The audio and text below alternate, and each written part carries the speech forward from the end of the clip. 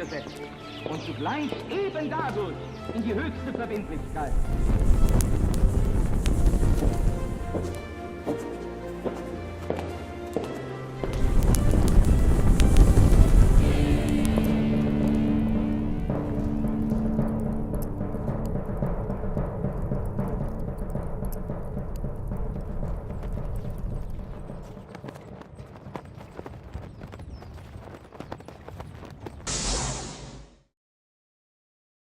Buenos días, buenas tardes, buenas noches.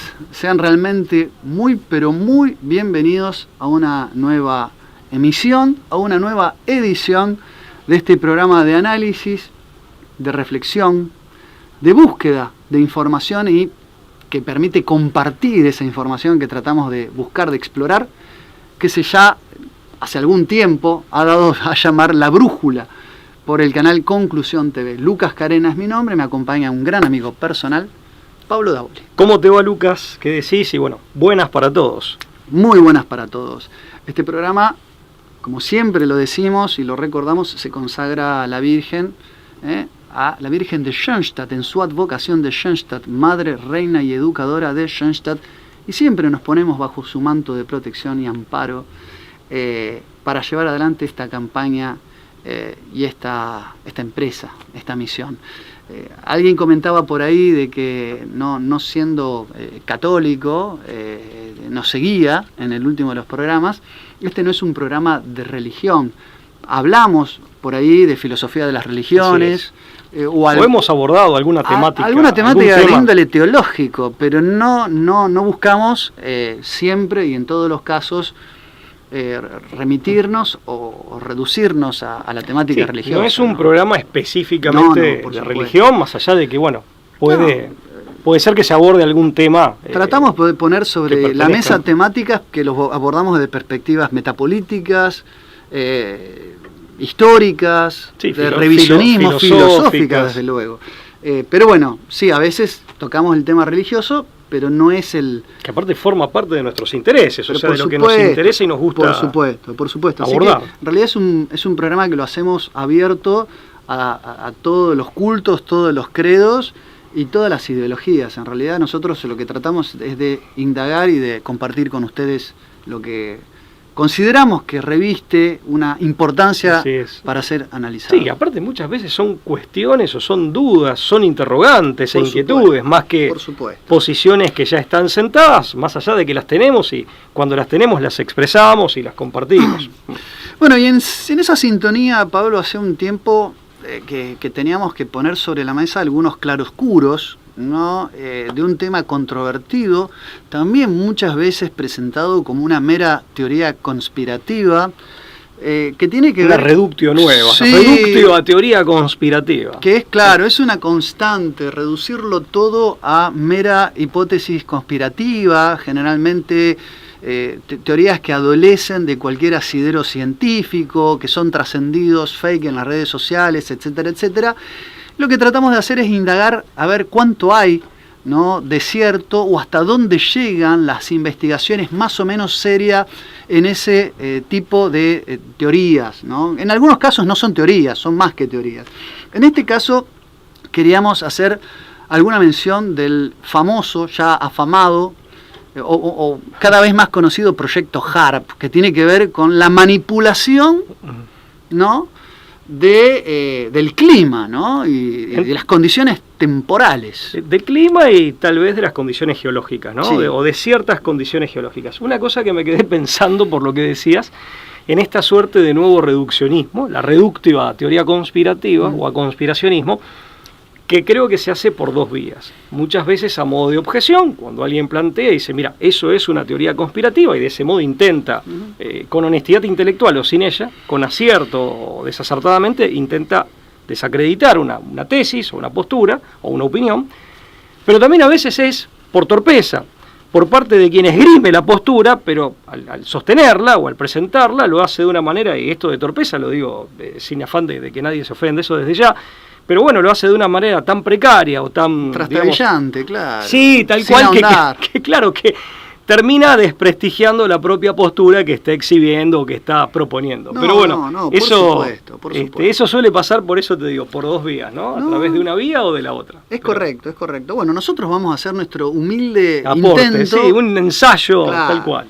Lo primero que a nuestro juicio deberíamos hacer sobre este tema, Pablo, yo voy empezando y vos me vas acotando, vamos intercambiando, es algunos antecedentes.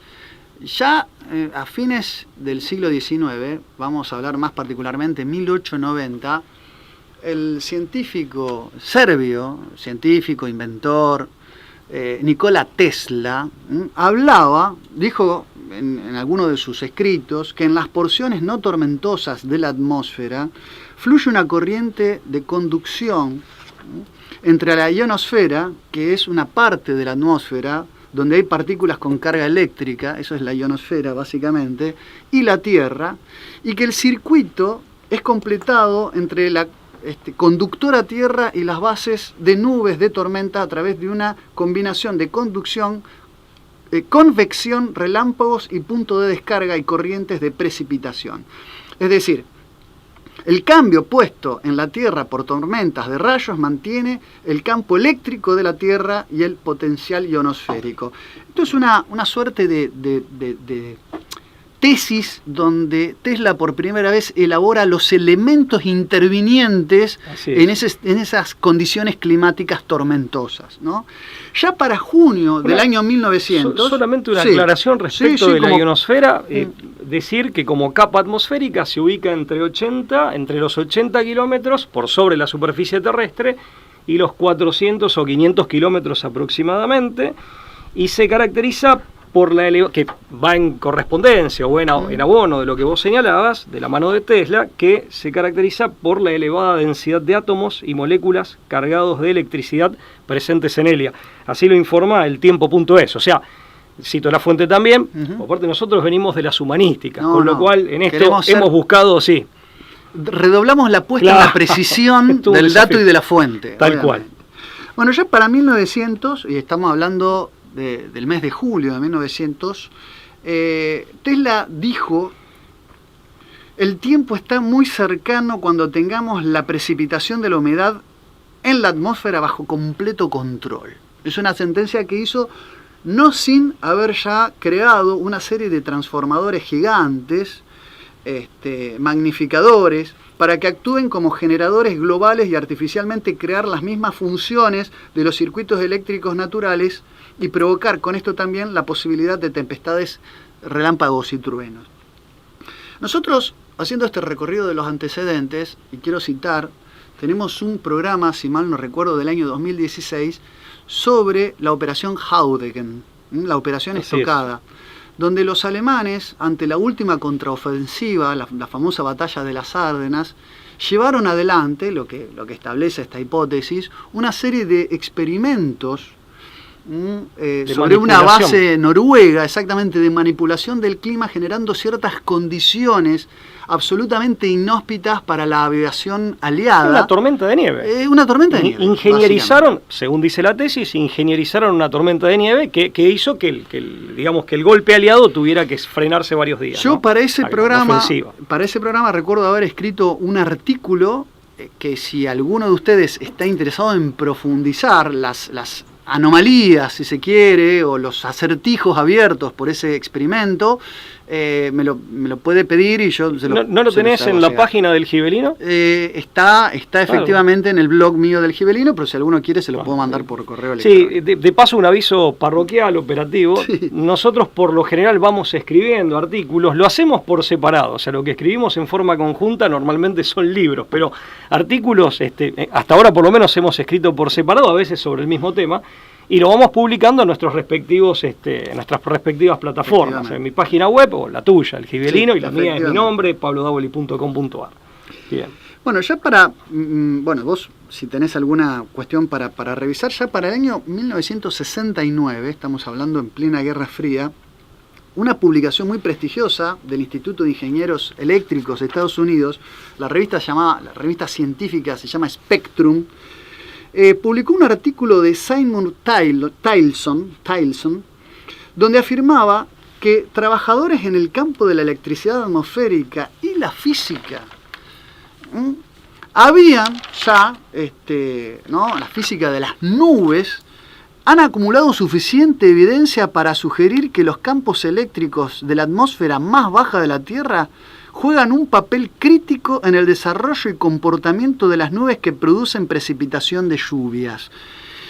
Y que existía la tecnología para generar alteraciones en los mismos, ¿no?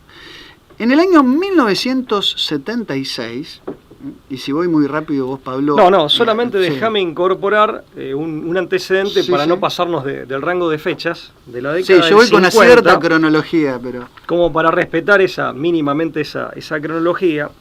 Hacer una referencia, si bien no es exactamente lo mismo, pero sí tiene que ver, o sí hace referencia a la ingenierización de determinados fenómenos que son atmosféricos, no sé si necesariamente climatológicos, pero sí atmosféricos.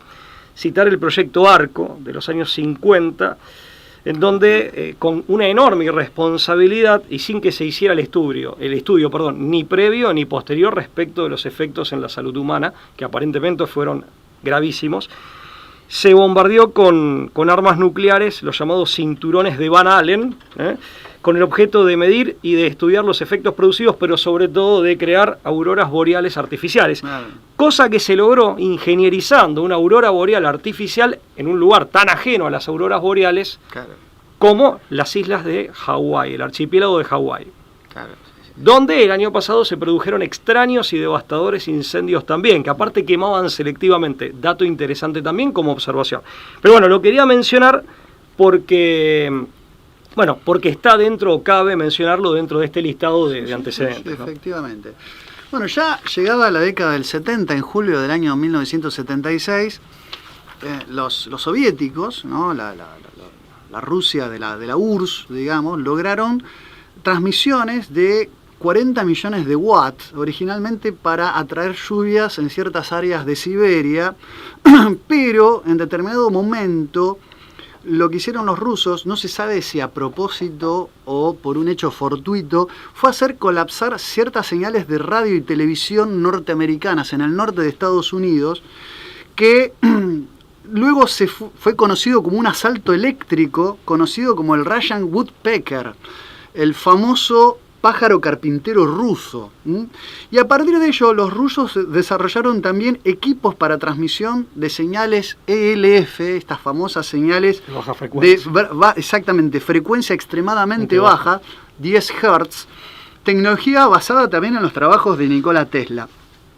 En el año 1978, la primera alarma publicada acerca del armamento soviético, del control del clima, digamos, vino del doctor Andrew Michorsky, en el boletín PESE, que es la evocación planetaria para hablar de energía limpia, advirtiendo que los soviéticos habían logrado establecer campos ELF realmente estables con posibles impactos sobre el clima en el norte de Estados Unidos. Es decir, que los rusos podían intervenir en las condiciones climáticas de ciertas partes del país del norte, ¿no? A raíz de ello, y debido a la señal del pájaro carpintero soviético, así se le llamó, el incidente del pájaro, del woodpecker, Russian Woodpecker, los Estados Unidos activaron secretamente un proyecto de investigación de alta actividad auroral, o directamente conocido como Proyecto HAARP, ¿no? Con una unidad, la primera unidad que se montó fue en Dacona, Alaska, y los norteamericanos comenzaron a experimentar sobre la ionosfera. Claro, está a 300 kilómetros de la capital de Alaska, de Anchorage, y próximo, digamos, si bien está en condiciones de aislamiento, pero está cercano a esta localidad que vos mencionabas de Dacona, con una inversión inicial de 30 millones de dólares, por lo menos hasta donde se sabe. Y empezaron con una cuarentena de antenas, ¿no? Son instalaciones de antenas que, digamos, al principio sumaban 40 y pico, 48 según algunas fuentes, pero que en poco tiempo, una década y media aproximadamente, ya para el año 98, según algunos autores, otros autores sitúan más bien esto pasado el 2000, ya hablamos de 180 antenas de 60 metros cada una.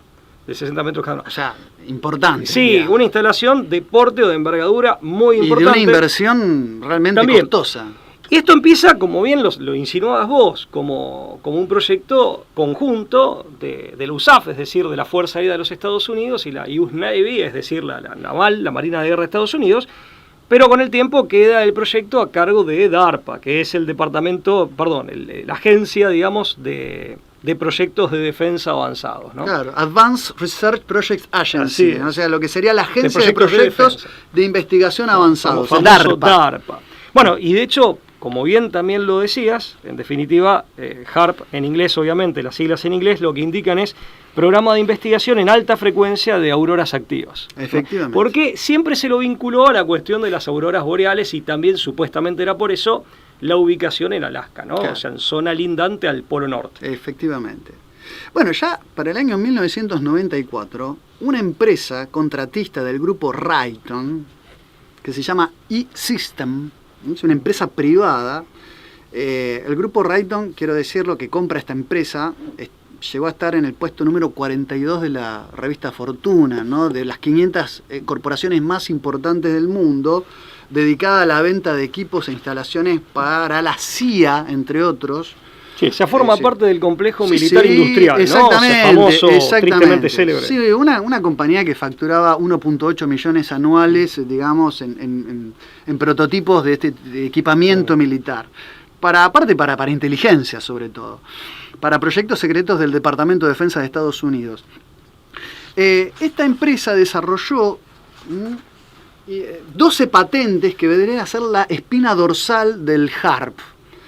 Es decir, estas 12 patentes se perdieron entre las miles de patentes de la corporación Raytheon cuando fue absorbida por este grupo de inversión, pero en particular hay una de esas 12 patentes, y yo los invito a buscar en Google Patents. Ustedes vieron que en la aplicación de Google, que tiene sus pros y sus contras, también tiene una parte para buscar patentes por número, la 4.686605, que se llama Método y Aparato para Alterar una Región de la Atmósfera de Bernard Eastlund, que es el científico investigador, que se inspiró en quién, justamente en los trabajos de Nikola Tesla. Sí, así Ustedes se pueden descargar en PDF esa patente, y que en determinado momento en la patente, está en inglés obviamente, dice: la modificación del clima es posible alterando, los patrones de viento en la alta atmósfera, construyendo una o más plumas de partículas atmosféricas, plumas en el sentido de que se pueden suspender en la atmósfera, que actúan como un lente o un dispositivo de enfoque. Las modificaciones moleculares de la atmósfera pueden tener lugar para la obtención de efectos ambientales positivos. Ya en mayo de 1990, la OTAN, es decir, estamos hablando de la Organización para el Atlántico Norte, ¿no? Asociación con fines, ¿no?, geoestratégicos, en una publicación, ¿no?, tomó los trabajos de Eastlund, ¿no?, de este científico, incorpora los papers de Eastlund a un trabajo que se llama Modificación de las condiciones troposféricas de propagación, detallando cómo la atmósfera podría ser modificada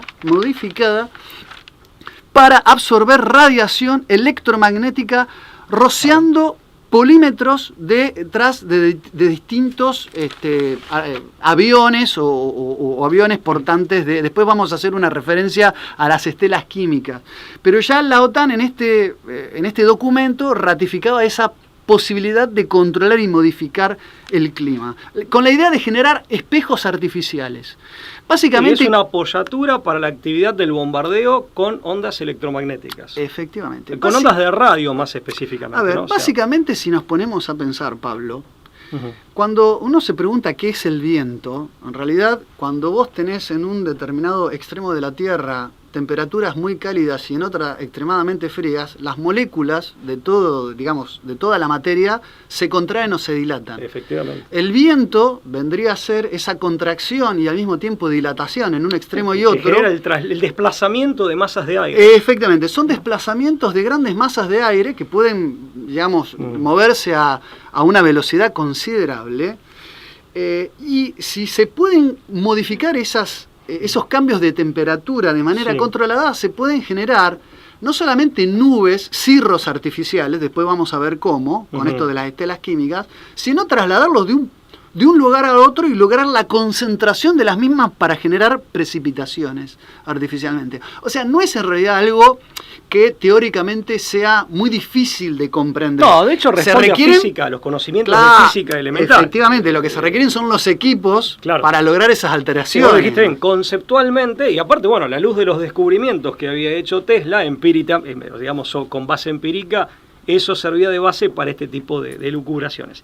Yo tenía marcado a un profesor de la Universidad de la Laurentian University de Ontario, Canadá, Michael Persinger, que él fue quien, digamos, tuvo la idea de modular la ionosfera para usarla ya con fines armamentísticos, que es lo que vos ya claramente dejás insinuado de una utilización, digamos, de este tipo de tecnología, de estos dispositivos tecnológicos, como una suerte de arma impropia con fines bélicos, de defensa, pero más específicamente bélicos.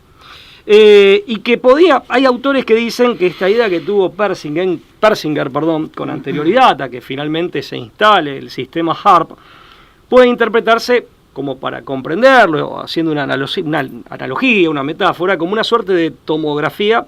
Y aquí viene el impacto geológico, no solamente climatológico, como una tomografía que logra penetrar la Tierra, como si se tratara de una radiografía, dicen muchos científicos, claro, sí. Pero sin utilizar rayos X, sino ondas de radiofrecuencia. Eso por un lado. Por otra parte, una aclaración, digamos, necesaria. En definitiva, el sistema de antenas, más allá de la apoyatura o de la asistencia que se le puede dar con las estelas químicas, con determinados elementos y partículas desparramados en el aire, pero básicamente consiste en golpear la ionosfera con ondas de alta frecuencia, logrando el efecto banda, como se ve en el pool o en el billar, que la ionosfera vibre, digamos, de acuerdo con los golpes que reciba, y devuelva en determinado ángulo, es decir, con determinada dirección, que es mensurable y calculable, ondas de baja frecuencia, que son las que se ubican entre 3 y 30 hercios. Esto es muy importante porque es lo que permite explicar, y vos también lo dejabas insinuado, cómo se puede utilizar esto para generar modificaciones climáticas, eventualmente determinados fenómenos geológicos, pero concretamente hablamos de ingenierizar terremotos, es decir, sismos en cualquier parte del mundo, y también interrumpir las comunicaciones. O sea, esta misma tecnología se puede utilizar para asegurar tus propias comunicaciones, por ejemplo, con submarinos que estén sumergidos a bajísima profundidad, a muchísima profundidad, o bien con instalaciones militares que estén bajo tierra, pero también para suspender, cortocircuitar e interrumpir, eventualmente generar un apagón comunicacional en las comunicaciones del enemigo. Todo esto, el primero que lo denuncia fue un informe que presenta el Ministerio de Defensa junto con el Ministerio de Asuntos Exteriores en el Kremlin en el año 2002, se presenta. Termina siendo refrendado por 90 legisladores rusos y se eleva al informe con esa refrenda al presidente Putin. Pero en realidad las principales pruebas son trascendidos, pero no solo trascendidos, sino también documentación filtrada en el propio Estados Unidos, dentro de Estados Unidos, y lo de las patentes, que es lo que le da credibilidad. Yo quería leer, que encaja perfecto con lo que vos decís, un extracto de la patente, la misma que vos citabas, que lo toma, o sea, lo reproduce Santiago Camacho en un libro, Las Cloacas del Imperio, que es un libro del año 2004, publicado por el Ateneo, editorial del Ateneo, aquí en Argentina, que hace una reproducción en la página 115 y dice, digamos, seguramente es otra parte de la misma patente, pero va en la misma dirección. Tiene varias páginas, tiene obviamente, varias. Me imagino que debe ser un documento. Dice, con planos, o sea... Claro. Dice que se trata de modificar el clima, y ahora sí soy textual, a través de la alteración de los cursos del viento en las regiones superiores de la atmósfera, o alterando los patrones de absorción solar a través de la generación de una o varias nubes de partículas cargadas que actuarían a modo de lentes o dispositivos de enfoque. O sea, es prácticamente lo mismo que leías vos, que se debe reproducir o se debe reiterar la idea en el mismo documento. Esto es muy importante porque la patente de este calentador ionosférico es de Arco Power Technologies Inc., como la mencionabas, que participó en la construcción, es contratista del Estado y participó en la construcción y el mantenimiento del sistema HARP. Todo esto permite sospechar que no se trata simplemente de una base de observación meteorológica o para el estudio de auroras boreales o para el estudio de determinados fenómenos atmosféricos, desde luego con fines pacíficos, sino de que están estas otras finalidades. Aparte de manipulación. Así, bueno, yo después me voy a referir a un tercer punto que normalmente no se lo asocia con HARP, que es el uso de HARP y de todo sistema de ondas electromagnéticas como arma de psicopolítica. Claro. O sea, como arma psicotrónica. Pero eso lo mencionamos al final. Nosotros le dedicamos un programa a los armamentos psicotrónicos, ¿no? Ya estando aquí en Conclusión TV. Sí, creo que el año pasado, en 2023. Sí. Si ustedes buscan, quiero hacer un paréntesis con el tema esto de las estelas químicas. Si ustedes buscan chemtrails o chemical trailers, o sea, chemtrails es una apócope de la palabra chemical trailers, van a encontrar enseguida algunos sitios chequeadores de información, como Chequeado en Argentina, o como Neutral, que es un juego de palabras, que es la versión española, digamos, en España está Neutral, que lo reducen a una teoría de la conspiración. Van a encontrar 3 puntos en todos. Una teoría de la conspiración, que las estelas químicas son simplemente el producto de un vapor como consecuencia de la condensación de aire, producto de las diferencias de temperatura de cierta turbina, y que la comunidad científica, no avala y desacredita este tipo de teorías conspirativas, teniendo por teoría conspirativas la idea de que estas estelas químicas rocian a la población con alguna suerte de arma química o con alguna toxicidad y un largo etcétera de cuestiones que podrían ser perjudiciales para la salud. Me gustaría, Pablo, aclarar un poquito, echar un poco de luz sobre esta cuestión. Yo tengo algún dato también para sumar. A ver, dale tranquilo. Vamos con esta. Recordemos esto que dijimos de la OTAN, ¿no? De que se podían generar alteraciones rociando polímeros detrás de aviones, ¿no? En altas alturas. De hecho, esto se puede hacer con una sustancia que es la creación de la resina de poliéster. Pueden buscar la patente, es la número 4.253190.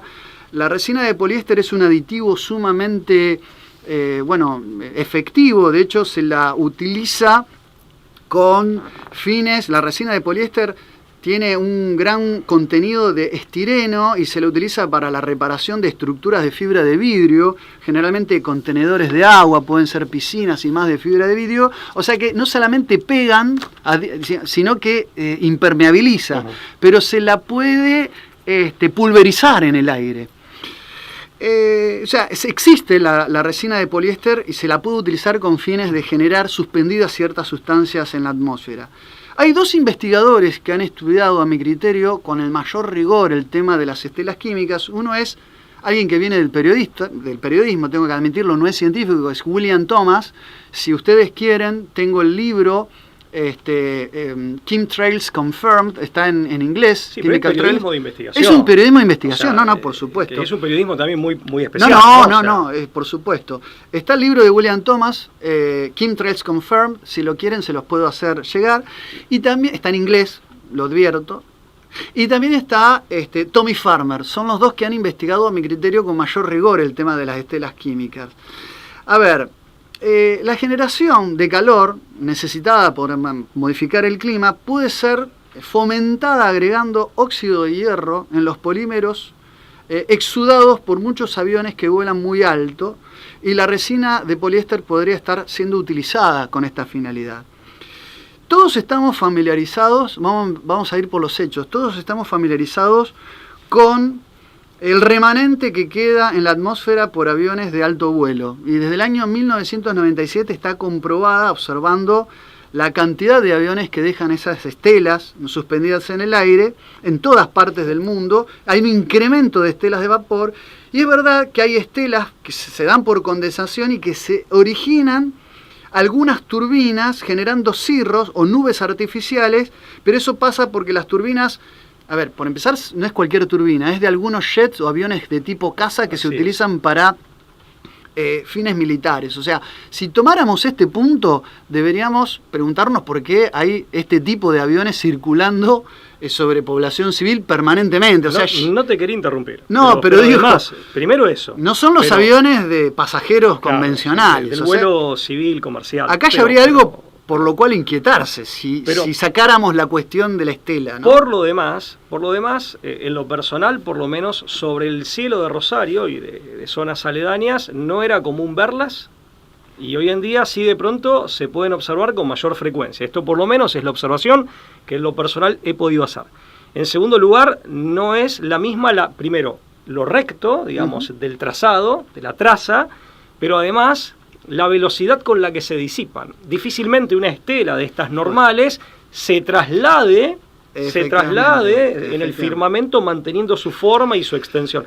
Termino con esto. No, está la aclaración es muy precisa y ahora voy a decir un elemento algo más. a considerar. Esto yo pude observarlo hace años atrás, que lo fotografié. Lamentablemente la fotografía la extravié en alguna computadora, en algún pendrive, pero la primera vez que lo vi en mi vida fue hace ya más de 10 años, Lucas, en Múnich, en Alemania, en el año 2011, en donde era un damero el cielo. O sea, tenía una traza, era como un damero, un tablero de damas. Efectivamente. O sea, tenía traza cuadriculada, decir, pero pará, esto es algo que esté, no sé, que haya una exhibición de aviación, pero era una cosa sumamente extraña.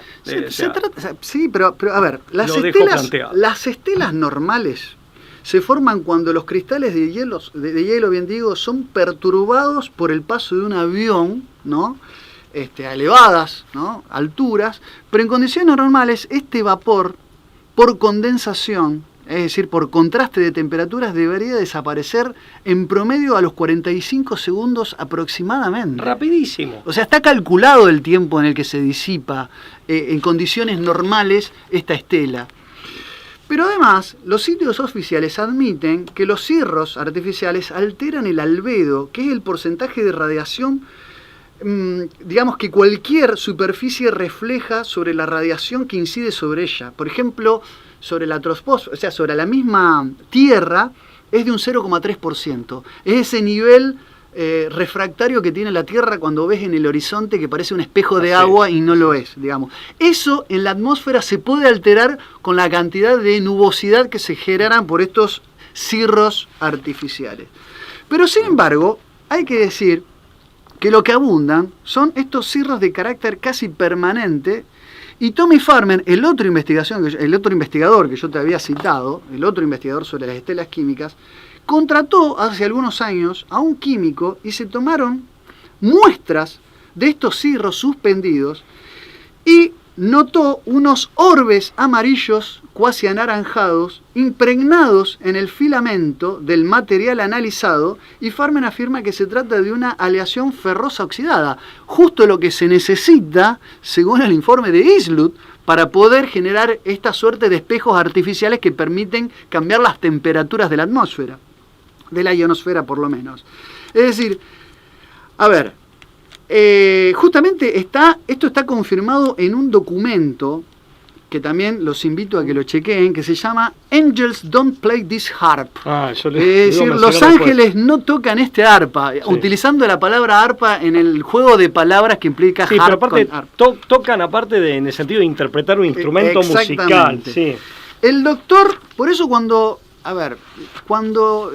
Chequeados habla de comunidad científica, no sé de qué comunidad científica o por qué los... Es decir, porque aparte, el doctor... alegar comunidad científica, así sin nombres, y pretender una unanimidad de criterios, bueno, es harto ímprobo, ¿no? Por eso, se arrogan hablar en representación de la comunidad científica. El doctor Nick Begich justamente documenta la posibilidad, admitida también por Eastwood, el dueño de la patente, de que la generación de calor puede ser artificialmente inducida en la atmósfera agregando polvo de hierro magnético al polímero. ¿Me entendés, Pablo? Que estamos todos los elementos parecen... No sé por dónde intervenir. Mira, te digo una cosa. Para no salirnos de la explicación vinculada al fenómeno físico, físico y químico, pero principalmente físico. Simplemente agrego otro estudio, de los muchos que hay, porque no es que son estos únicos, sino que hay muchos, de Ulrich Lohmann, doctora en meteorología, profesora de física atmosférica en la Escuela Politécnica Federal de Zúrich, especializada en nubes, la señora, especializada Nada en nubes. menos. Así es, yo en mi canal de Telegram, Veritas Liberavit Vos, BLB, con B corta, pongo el fragmento de un video de ella, lo posteé el 11 del 2 del 24, o sea, el día de mi cumpleaños, el último, de mi último cumpleaños. Bueno, de acuerdo con Lohmann, en 2013, o sea, lo que hace Lohmann es en 2013, debido al incremento, esto es un pequeño relato de lo que hizo, debido al incremento del tráfico aéreo y la escasez de datos sobre la composición química de las emisiones gaseosas de los motores de los aviones, decidió realizar un estudio junto con su equipo científico sobre los gases de escape de las turbinas. Lo hizo en el aeropuerto de Zúrich, estamos hablando de 2013, junto con la Oficina Federal de Aviación Civil de su país. Determinó que los motores emitían, además del hollín, es decir, carbono, que era lo esperable, 16 metales diferentes, entre los cuales los que más se destacaban por su abundancia, porque figuraban en mayor cantidad, eran aluminio y bario. Metales estos que no tenían por qué estar, era absurdo que estuvieran como restos en las turbinas de esos aviones. Cuando se encuentra con estos resultados, deciden analizar el combustible en sí. O sea, decir, bueno, ¿por qué están estos restos en las turbinas? Analizan el combustible y descubren que el aluminio y el bario y los otros metales venían del propio combustible, sin que se pueda explicar por qué función cumplían en el combustible o en la mecánica. Mezclados con el combustible. Efectivamente.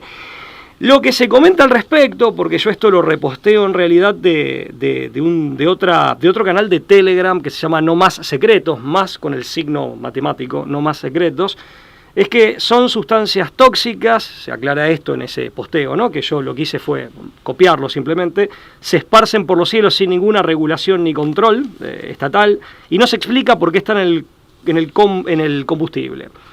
Pero además, también este canal de Telegram dice, algunas patentes para añadir sulfatos de metales al combustible de un avión, dice textualmente, estoy citando. Hay patentes de 1968, 1971 y 1973, e incluso más modernas, y señala el año 2021, y si no mal recuerdo, directamente redirecciona, o sea, es un linkeo, un enlace que permite redireccionar. Eso honestamente no lo tengo presente, pero creo que es así. Bueno, ¿qué te quiero decir? Evidentemente traigo acá a la mesa otro estudio más de una experta, que aparte lo hace, digamos, con cierta apoyatura oficial, ¿no? Con la Oficina Federal de Aviación Civil.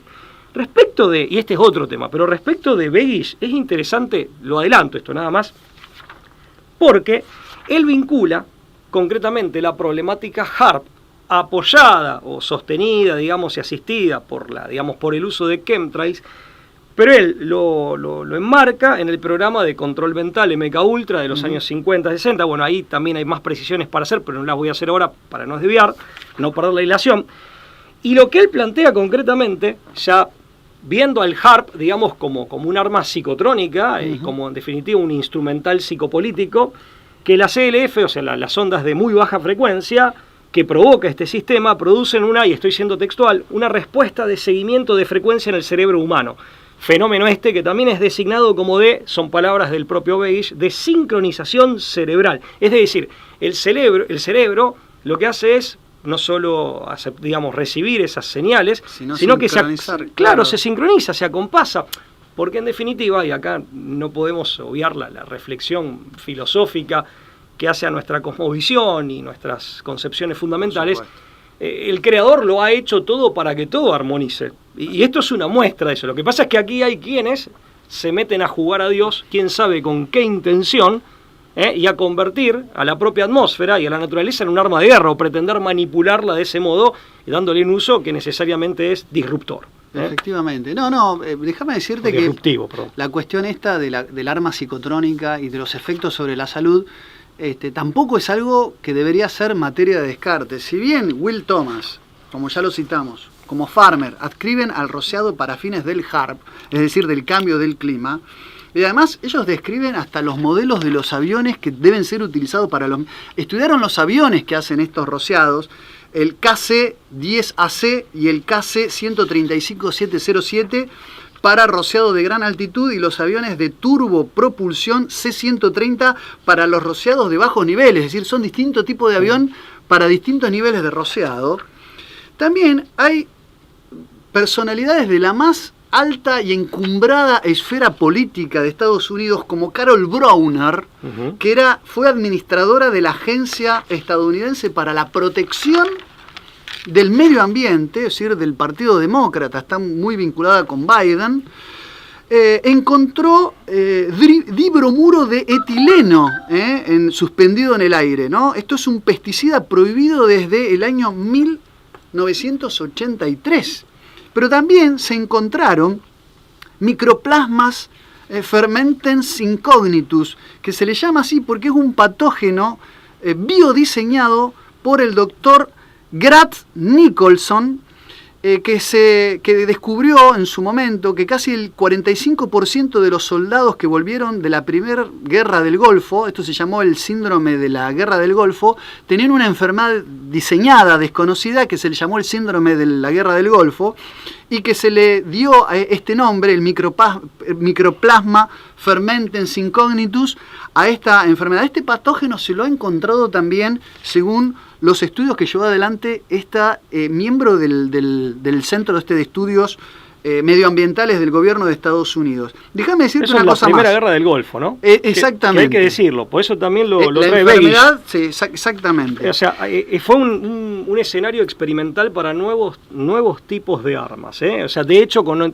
ondas electromagnéticas. No, por supuesto, o sea, lo que siempre sorprendió es cómo partes del ejército iraquí, con tropa muy bien entrenada, de pronto abandonaban su puesto de combate, se producían desbandes. Esto lo cuenta Begich.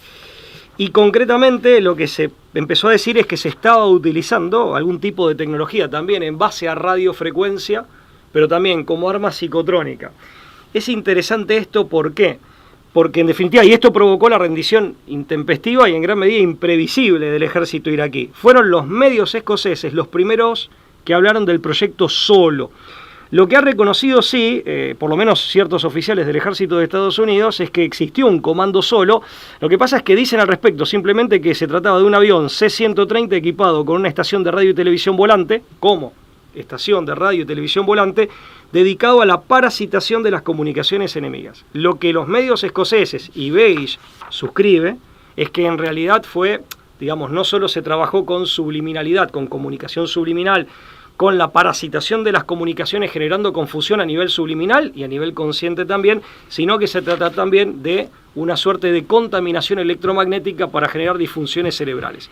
Esto, bueno, lo aclaro porque evidentemente el tema tiene muchas aristas. No, por supuesto, por supuesto. Yo doy dos datos más, una serie de datos más como para completar. En un estudio de la Fuerza Aérea estadounidense, que se llama El clima como una fuerza multiplicadora, del año 1996, 7 oficiales militares señalaron cómo HAARP y el rociado aéreo de sembrado de nubes desde tanques podría permitir a las fuerzas norteamericanas adueñarse del clima. Estas fueron las palabras con las que se refirieron.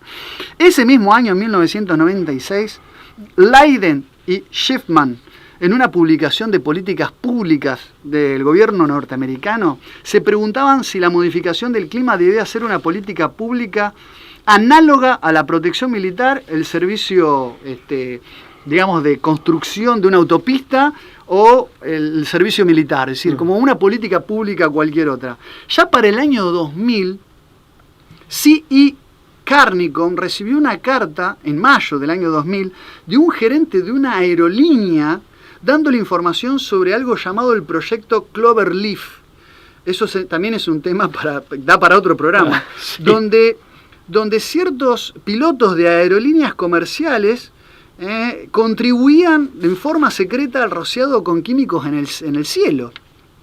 Y un dato más, la doctora Janine Bloomfield denunció en determinado momento que Estados Unidos no había adherido a los protocolos de Kioto, es decir, que establecían ciertas normas de estándares de calidad del clima, para poder interferir y modificar las condiciones climáticas a través del ya desarrollado para ese entonces proyecto HAARP. Lo que yo digo, Pablo, es, y haciendo una suerte de balance final, porque información y datos podemos estar hasta mañana. Nos comprometemos con el público, yo también lo hemos escrito, pero de publicarlo también con las fuentes, porque es cierto, cada tanto aparece algún comentario. El otro día pasó con un colega en redes sociales, en Facebook más concretamente, a mí me pasó, que un colega de aquí de la ciudad de Rosario me planteaba, bien, y aparte en su derecho, y aparte un planteo más que lógico, me planteaba respecto del último programa sobre la familia Rothschild, sobre las fuentes. Entonces le decía, mire, hemos citado, dentro de lo que la dinámica del programa permite, hemos citado las fuentes, que es pero muy escasa, a veces por los tiempos. Claro, aparte por la propia dinámica de un programa que es televisivo y que tiene el formato oral, es un documento oral en definitiva, donde estamos hablando. Pero sí nos comprometemos en lo que escribimos, que de hecho ya lo escribimos como apunte, uno lo tiene que pulir para publicar. Cuando lo publiquemos como artículos, tanto lo tuyo como lo mío, que ahí la cita exacta de las fuentes está. Por supuesto. Porque en definitiva, y si alguno quiere alguna en particular y no quiere esperar a que se publique un artículo o algo de estas características por escrito, nos la pide y ya está. Yo lo que quiero decir, y con esto voy concluyendo por lo menos lo que a mi parte hace, el proyecto HARP está documentado, está muy documentado, tiene distintos niveles de etapas de desarrollo, hay información abundante, se puede conseguir. Los chemtrails, a las estelas químicas están, hay que levantar la vista y mirar a los aviones. Nadie te va a decir, ningún político de turno sabe de dónde vienen ni a dónde van, o lo va a decir oficialmente. Y lo que nosotros queremos es que cada uno piense en ese sentido con el cerebro propio y haga su análisis crítico sobre la temática. Es una temática como siempre que planteamos algo. Pero es una temática muy encriptada, muy difícil de abordar de manera concluyente y definitiva, pero a lo que aspiramos y a lo que buscamos es no quedarnos con simplemente estas chequeadores de fake news que te dicen todo se trata de una teoría de la conspiración, cuando hay gran evidencia que por lo menos da a pensar de manera crítica lo contrario, como mínimo. Aparte presumen de un rigor científico que muchas veces no exhiben, pero ni por aproximación. Se autoadjudican, claro. Sí, ¿no? Bueno, hay, o sea, en ese sentido también advertir al respecto, ¿no? Así como uno se conduce siempre con no solo con modestia, sino con una prudencia y una cautela, pero también exigirla en otro, decir, si presume de que la tiene tan clara, bueno, que diga por qué, ¿no? ¿De dónde lo extrae? Aparte quiero decir algo, ¿no? En materia de medio ambiente y todo lo que hace al clima, jurídicamente hablando, existe algo, vos sos abogado y quizás tengas más claro el aspecto, existe algo que se llama principio precautorio, no funciona como en el derecho penal, no es que se presume inocente hasta que se demuestre lo contrario. Cuando vos alterás algo que puede poner en riesgo a grandes masas de población, lo que tenés que demostrar es que efectivamente no está generando. Claro, se tiene que detener la actividad hasta que demuestres que no es dañina. Máxime cuando no se trata de algo estrictamente indispensable, claro, o vital. Pero además está muy buena la analogía que traes respecto del principio de inocencia que defendemos, por supuesto. Pero está muy bueno. Quiero decir que en materia medioambiental no funciona como en el derecho penal del indubio pro reo. Son órdenes diferentes y lo que se juega es distinto. Está muy bien Yo no puedo salir a experimentar con el clima, no saberlo y decir, no, hasta que no se demuestre que yo lo que hago es perjudicial, yo no detengo mi actividad. Pero aparte, primero demostrar que lo mío está alterando el clima y puede tener efectos deleterios contra la humanidad. Si paro o no. Funciona al revés. Aparte hay una falacia normalmente. Yo tengo que demostrar que no va a generar un daño permanente. Eso te iba a decir, de que es algo seguro. Mira, a veces lo que está en el medio, con lo que se manipula, es lo que en el fondo es una falacia. Es decir, porque, pensar que porque aún no se ha demostrado que de pronto esto pueda ser tóxico, entonces significa que está demostrado que no lo es. Claro. Bueno, eso es una falacia, es un mal razonamiento. Falacia ad ignoratiam. Claro, tal cual. Sí, bueno, como no sé si es tóxico, entonces lo tomo como demostrado, o como que está demostrado de que no lo es. Eso es falaz. Mirá, sí, es difícil concluir este tema. Yo creo que toda la información que hemos reunido la vamos a terminar, plasmando en estos artículos que vamos a publicar en nuestras respectivas redes y plataformas, páginas web. Yo quería detenerme en un punto para reforzarlo un poco, el tema de la posibilidad de generar sismos o terremotos. Es una posibilidad que también está dentro del programa HARP, claro, dentro totalmente de las posibilidades, ¿no? Bueno, también lo afirma la doctora Lauren Moret. La doctora Lauren Moret, para referencias de ella, es geóloga, doctora en geociencias, especialista en los efectos ambientales y biológicos de las radiaciones ionizantes, y es profesora, miembro del claustro docente, entiendo, de la Universidad de Berkeley, efectivamente.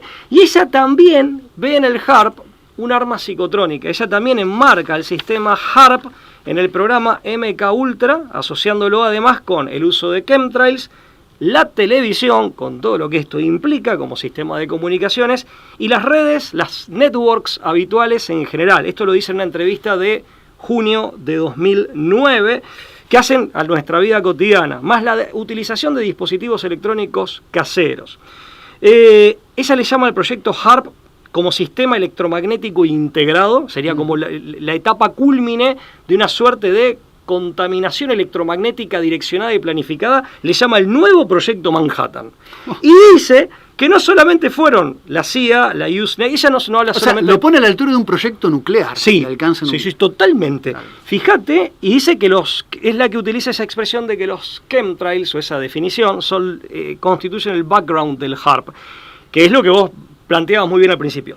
Ella plantea que no solamente se trata de la Fuerza Aérea de los Estados Unidos y la Marina de Guerra de los Estados Unidos, sino también involucra por parte de Estados Unidos a la NASA y a la CIA, entre otros órganos y agencias estatales y empresas megacorporaciones privadas, pero también al Reino Unido, al Instituto Tavistock, e incluso a la ex Unión Soviética, de la que dice que eran fingidos enemigos y en el fondo socios secretos de Estados Unidos. Están todos enganchados. Bueno, fíjate que eso es bueno. El otro que dice que se puede provocar terremotos es Brooks Agnew, tomógrafo de tierra, quien también es un videíto que está publicado en mi...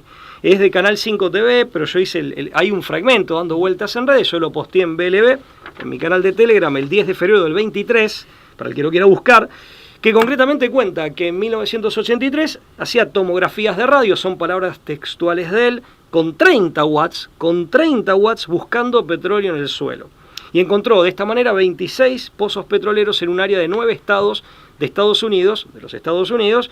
En el 100% de los casos fue con precisión y solamente con esos 30 watts. Él lo que plantea es que con la muy superior capacidad de disparo de emisiones de ondas electromagnéticas, porque es lo que plantea, una aclaración previa. Él plantea que el suelo, o mejor dicho el subsuelo, está constituido por capas que serían como las cuerdas de un piano. De hecho, en el video tiene las cuerdas de un piano, está en un piano abierto, y dice, nosotros cómo trabajábamos con ese bombardeo a 30 watts, según qué devolución obteníamos con una determinada vibración. El rebote, claro. Según el rebote de la Tierra, podíamos advertir si había petróleo o si había gas, por ejemplo. Claro. Pero dice, imagínense si ustedes lo hacen con una potencia muy superior, lo que puede generar perfectamente es que esa vibración tenga tal envergadura, o sea tan fuerte, tan intensa, que provoque un terremoto, lo dice expresamente. Por eso digo, los casos concretos que se suelen citar como ejemplos recientes de esto, de terremotos que de pronto se han producido de manera intempestiva y que se podrían atribuir como arma de geoingeniería al HARP.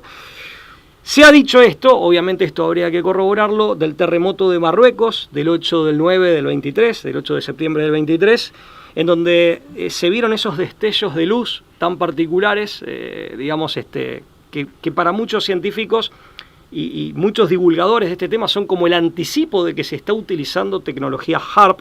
Hay un video en donde realmente un español muestra esos destellos de luz que son completamente atípicos, completamente anormales y que obedecen a una causa que por lo menos es desconocida, o sea, a primera vista no se puede advertir de qué se trata. Se habla también de la profundidad del seísmo, 18 kilómetros en el caso del terremoto de Marruecos, y esto se encontraría dentro del rango de profundidad donde, según se aduce, opera el HARP, entre 10 y 33 kilómetros. Y esta es la tesis sostenida. Bueno, hay un artículo interesante, remito un artículo para que ustedes lo lean, que se llama La manipulación del clima como arma de guerra, el terremoto de Marruecos y otras catástrofes más que sospechosas, de la autora Magdalena del Amo. Es un artículo publicado en el medio español Alerta Digital el 11 del 9 del 23. No me expido sobre el artículo, léanlo, remito el artículo, es un artículo largo. Es una fuente más. Es una fuente más para que el que esté interesado en el tema pueda consultarla. Similares apreciaciones se han hecho y observaciones se han hecho en relación al terremoto de Turquía. Bueno, eso insisto, a corroborar, pero es algo que se ha dicho. No quiero que cerremos el programa sin decir que hay otros sistemas similares.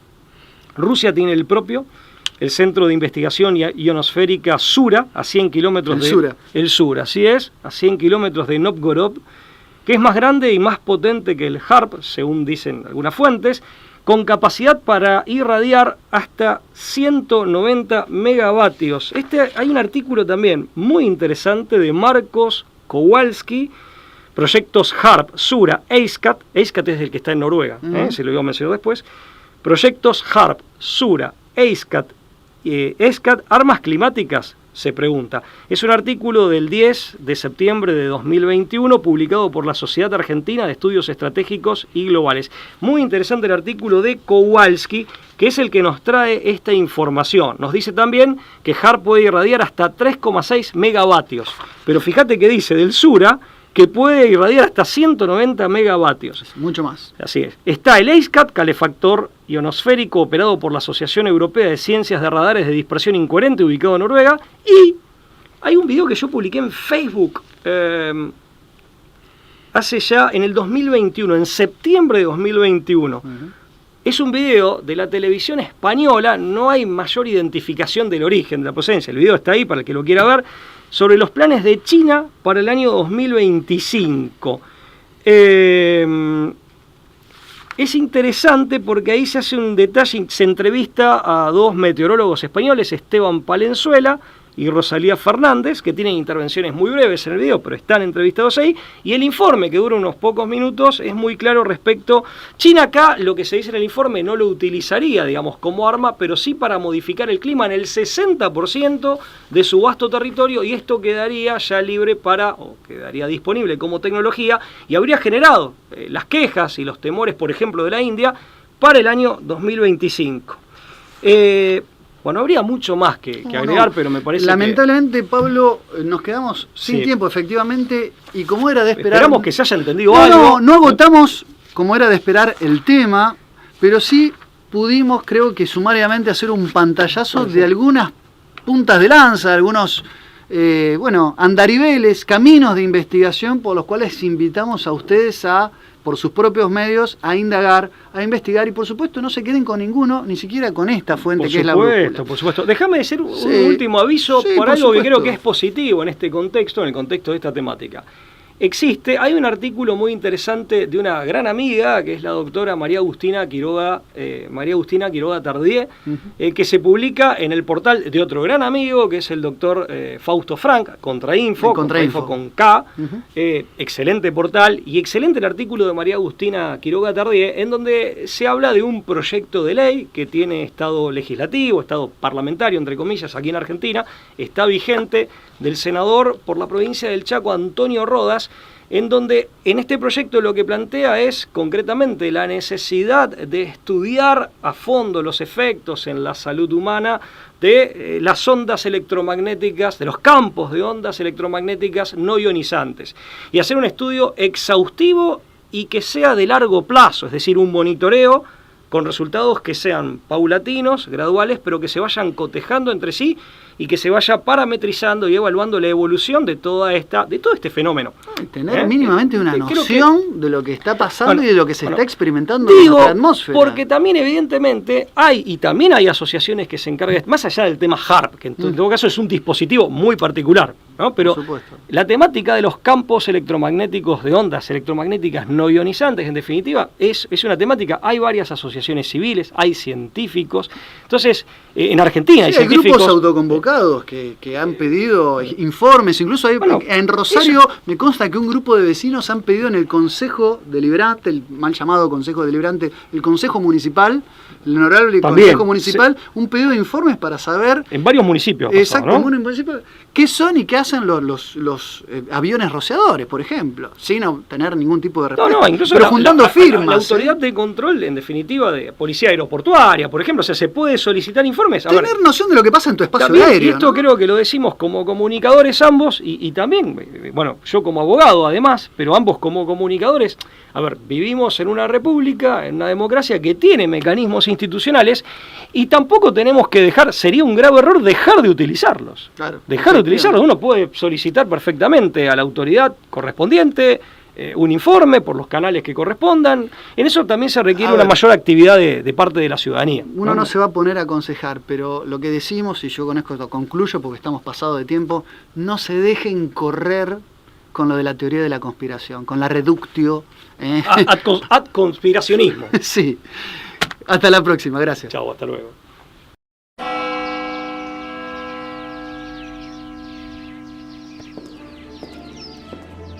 Freiheit gesetzt und zugleich eben dadurch in die höchste Verbindlichkeit.